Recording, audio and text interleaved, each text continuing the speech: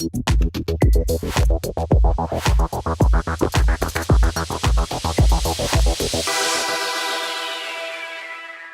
going on, guys? Virtual Stuff here, back again with another commentary, playing League of Legends again. This time it's Hexakill, and I'm jungling with Warwick. Funny thing about this game was I started without any items. I was alt-tabbing, I was just walking around my house. I wasn't paying attention. I just went straight to my blue buff and didn't buy any machete, didn't buy pots, or didn't even get a trinket. And honestly, it's not that bad with Warwick because he has his passive and he's able to sustain his way through the clear. So just in case you guys never played Warwick before, I think you should be fine. I don't think you would really need any health pots unless you're going to expect an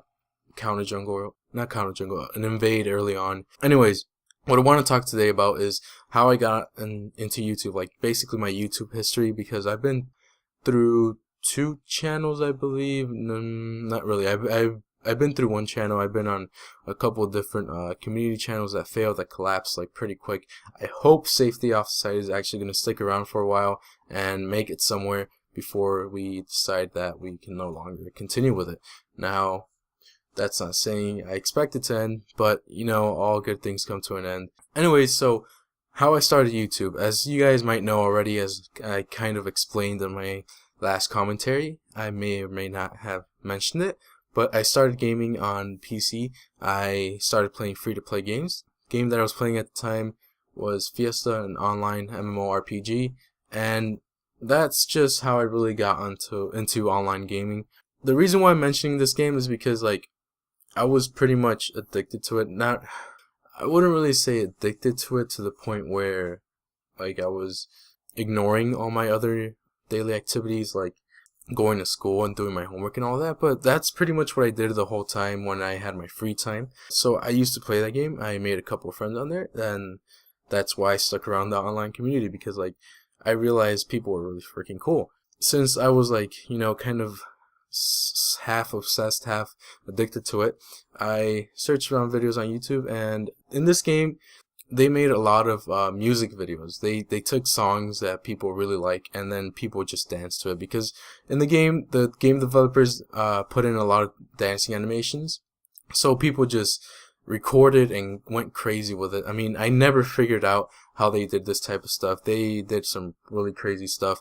One of the main channels that I really like to watch was Sense Studios. They didn't really upload much, but that's because their work was like really high quality. Like they made stories, they made like movies, and like not literally movies because you are really limited to what you can do on a game, but they did do a lot of cinematic stuff, and it was pretty awesome. And that's how I kind of realized, you know, there's a gaming side to YouTube. I was new to YouTube in general. I didn't even have an account back then, I believe. But then I started shifting a little bit more towards FPS games because I noticed my cousins were playing Call of Duty. I didn't have my PlayStation at the time. I couldn't play online Call of Duty, and my computer wasn't that good, so I didn't even bother buying Call of Duty 4 for my computer at the time. Not to mention I would have gotten my ass handed to me. So I played free-to-play games, and keep in mind most of these free-to-play games were pay to win. So I just played them because I had nothing else to play from, you know. I didn't like playing against people that spent $50 and got the best guns, got the special skins, got the female characters so their hitboxes were lower. I didn't like that. That was really annoying. I didn't like it was just really annoying. It's stupid how people are able to support games like that, you know. One of the games that I played was Crossfire, and that game really is still going strong. It's not really too strong in North America right now. I didn't realize this, but it's huge in China right now, and that's where they're making all their money. Anyways, I'm going off topic, but anyways, why I mentioned Crossfire is because it's a first-person shooter game.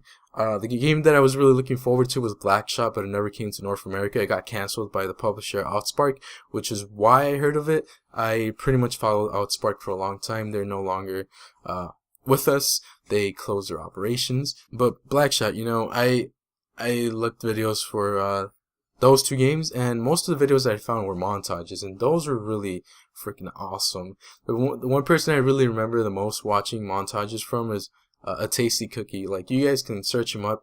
He's a pretty good player. I think he's the best player that I've seen in general, like in all my games. Well, maybe not League of Legends, because League of Legends, I see some pretty impressive players with some really good skills.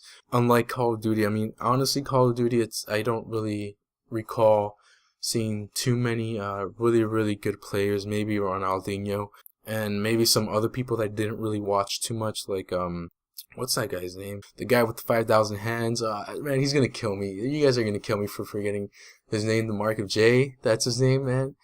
Yeah, like those people. Those are really talented people. Like not. I use the word talented loosely because some people are like, oh, it's a video game. How can you be talented at playing video games? Whatever, it takes skill. That you get what I mean. So, anyways, I saw montages, and then I got my PlayStation. First thing I honestly did, I'm not even gonna lie about this. I looked up glitches and jumping spots on Call of Duty 4 for like free for all and stuff like that, and it was pretty fun. That's the only reason why I looked it up, because it was pretty funny for me to be able to jump outside of the map and jump on top of the buildings and just like kill people from there. I mean, half of the time I didn't really do that well, but it was fun, you know. I don't know why, it was just fun for me, and I guess that's why people associate trolls and glitchers and hackers as immature. I mean, at the time I was like 13, 12. Also, another thing I want to know, World at War was already out by the time I was playing Call of Duty 4. I didn't really like World at War, so I kept playing Call of Duty 4. So by the time Modern Warfare 2 came out, that's when I really started watching commentators like Taves, Only Use Me Blade, and the channel that really got me sucked into the commentating scene was Next Gen Tactics. They're really different right now. They split up. It used to be Guns for Hire and Spider-Bite. Now they went their own ways. Guns for Hire has his You Always Win with his Minecraft. He doesn't play he plays Call of Duty, but not as often, and he doesn't really upload it at all. He's doing his own thing now. Spider-Bite is just exploring all the games, doing zombies and stuff like that. They really motivated me to start my own YouTube channel, and they really got me interested into it.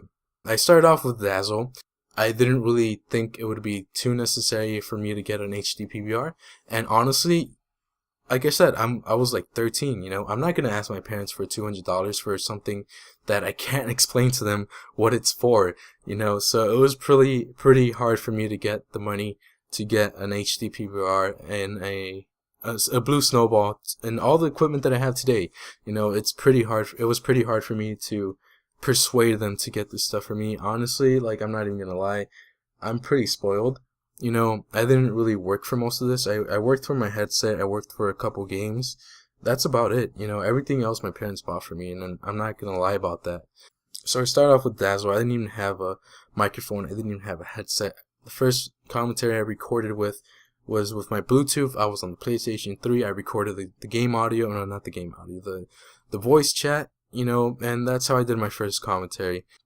So then after that, I realized, you know, that's not going to work out, so I grabbed my camera. I shot some videos with the camera. I didn't do any face cam. I didn't do any vlogs. I just used the audio from the video, and I plugged it in, and that was my commentary. And, you know, then after that, I started getting a little bit more serious about gaming. You know, I wanted, really wanted to do game battles. I didn't even really know much about MOG. Card Champs wasn't around back then, and I wanted to be a part of it. So I wanted to play game battles, and I got a headset. I got the PX21s, and they did the job. You know, the microphone on the PX21s aren't that bad. It's better than the Bluetooth that I had. It was better than holding up my camera and doing commentaries like that. So I had a pretty clear audio, but really messy, blurry video with the Dazzle. And then eventually I decided, you know, like I said before, to get an HD PVR. I still have it. I'm not planning on buying anything else like an Elgato or something like that. As of now, the only thing I want to do differently is up, and I'll see you guys later. Videos, I don't really want to stick to Call of Duty like I have in the past. Anyways, this has been Virtual Stealth. Thanks for watching. Hope you guys enjoyed this.